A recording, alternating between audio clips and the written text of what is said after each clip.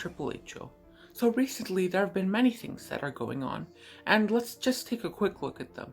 So to begin, we have the two governors who are dealing with major issues. So you have Cuomo of New York, and you have Governor Newsom of California. To begin, Governor Cuomo. Cuomo has been, over the past few weeks, involved in a lot of allegations of harassment. But you have to listen. Listen to those words. Allegations. These are not confirmed. There is no evidence. They're just people who are claiming that he did it.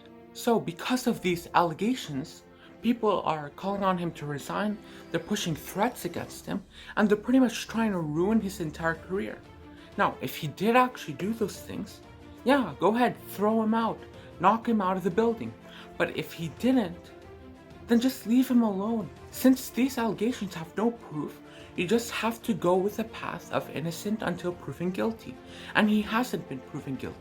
Thus meaning that until somebody brings up valid proof and actual evidence that he did that stuff, he should be innocent. People should just leave him alone, let him do his job, because New York already has enough to deal with COVID and such a high population density.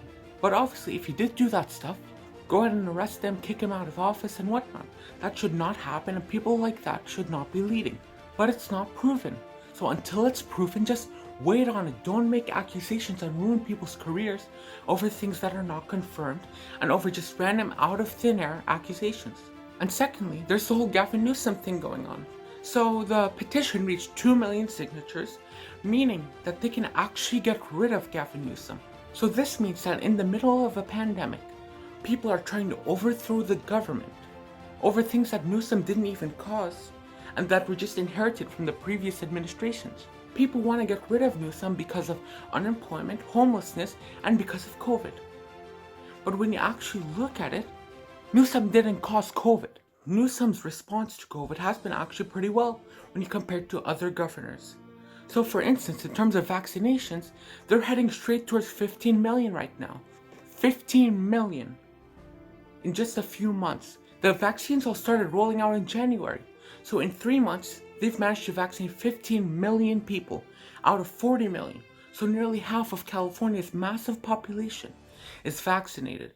And this is not just a job anyone could have done. Pretty much no other state with this size was able to achieve that. Newsom has been doing a relatively well job. Now, there are some downsides. Some of the policies and the laws which the state government has been making are really stupid. They just have no practicality and they don't make sense.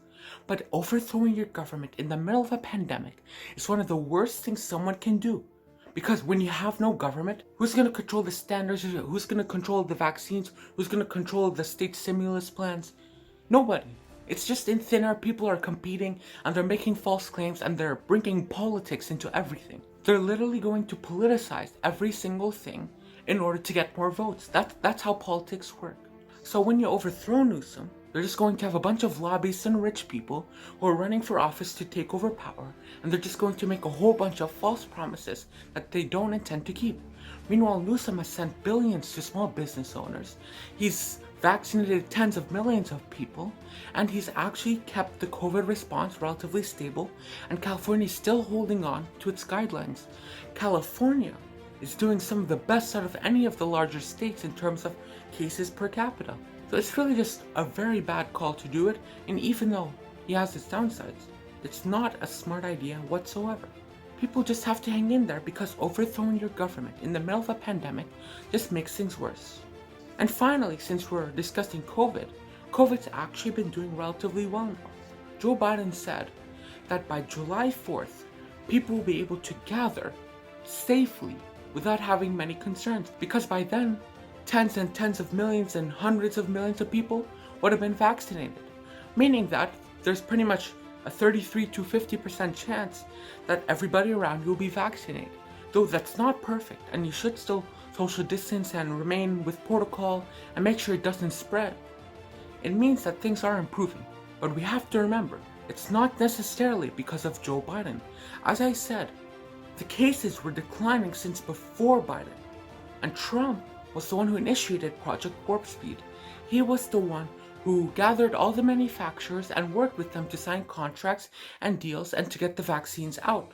And Biden right now is just reaping the benefits of it, and he's somewhat helped to get things done.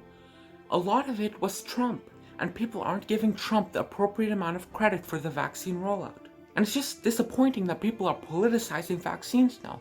You should just give people the appropriate amount of credit for everything they do.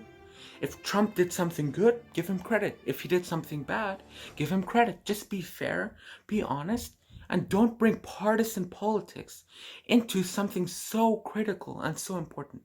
Anyways, thank you guys for watching, and I'll catch you in the next one. Peace.